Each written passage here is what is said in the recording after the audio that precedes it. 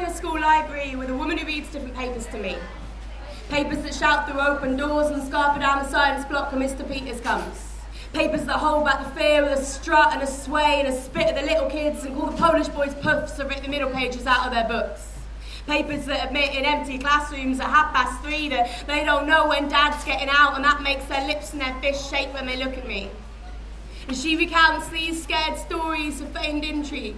Like on her first day when she seemed friendly and I was pleased, having typed alone in an empty room since January. She sat down and said, "Have you heard the news?" And I waited, breath baited for her views on Italian elections and press reform and HIV cures and who to vote for Pope and how many people died in Iran on Monday.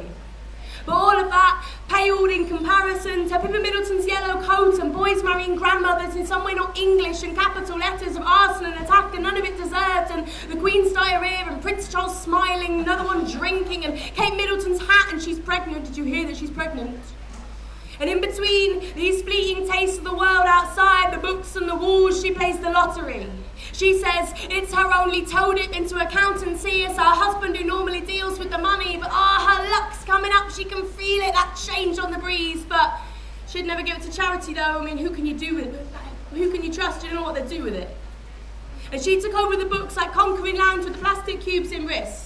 She says there's too many, takes them to the tip in boxes that get caught in the boot of her car and they're piled so high. They get caught in the boot of her car, they're piled so high, and the ones that are left, well, the kids don't treat them the way she wants them to treat them. Like the girl who never wears her tie or blazer, pug-faced from indignation, told there's no time for you, go back to class, but she can't go back empty-handed, so she slaps a grab at Horrid Henry, Volume 3 of the librarian, quick to save her loot, smacks her palm down to protect it.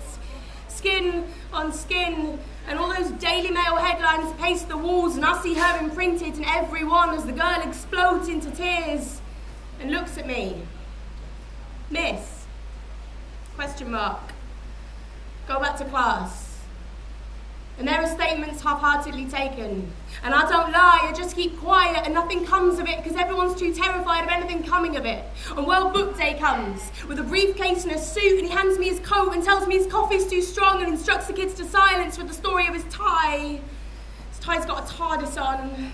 None of the kids know what a TARDIS is because Matt Smith is out and the plot got too tough, and "Sir, when can we go? I hate books." And he's stunned. Clenching his knuckles like clutching a Michael Gove report, he spits at, "This kid better get used to it. Give education a year and it'll be Charge of the Light Brigade by heart, and then he'll know how life can be hard." And suddenly, all the bright lights of World Book Day fade, and a fight in the corridor pulls down a poster of Tony Robinson's face. And her expressions change so quickly. Like she's slagging off Sita in the office for chewing too loudly, chewing too often, chewing the wrong thing, and then Sita walks in and she grins. Starts bitching about the kids, because they're always there, they laugh too much, fart too much, look at her too much, like they want something. Why do they always want something? What do they want? And I only work part-time, so I only hear half of this. It's the kids that get the full show. At lunch, she tells me how her diet is better than mine. I say I'm not on one, she doesn't care, because hers is about only eating lettuce, only eating things that are yellow, only eating on days that begin with an S and a T, and never eating when she's always eating. And Jess, have you noticed how Sita in the office is always eating? And she'll try anything to keep the kids out. Herd them back down the English block, she stands at the door dictating faces that can pass, and a promise that they sit in silence, speak when spoken to, not make themselves noticeable, and not touch the books. If you want one, you take it. Don't peruse, don't fiddle, don't read a blurb, decide it's not for you, then replace it back on the wrong shelf. Don't bring it back torn or folded or wet or enjoyed or crinkled or thumbed or carried in a rucksack for a week to find any opportunity just to love it in a stairwell or under a desk. If they do, they get a letter home, a ransom note. It's her favourite part of the day, rattling off addresses, announcing how unsurprised she is that Megan bought that Tracy Beaker 2 days late, being from that corner of the estates. And then Megan spans for 2 weeks, and when she protests, it becomes a month. And a stamp of her foot and a bitch under her breath gets her a life sentence. And this is Megan who loves books. She's got an imagination you can drown in, and now she just hangs around outside, sticking her chewing gum in the windows of the canteen. She glares at me.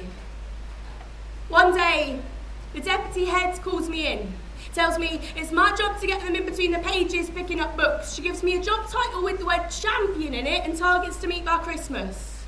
I'm walking back along the fourth period corridor through the double doors. She is in between two piles. The shelves are bare. One pile's near toppling, reaching the panel ceiling, and the other one's barely up to her knees. What are you doing, I say? And she's up like I'm going to tell on her. Did you know how much filth is in this room, she says.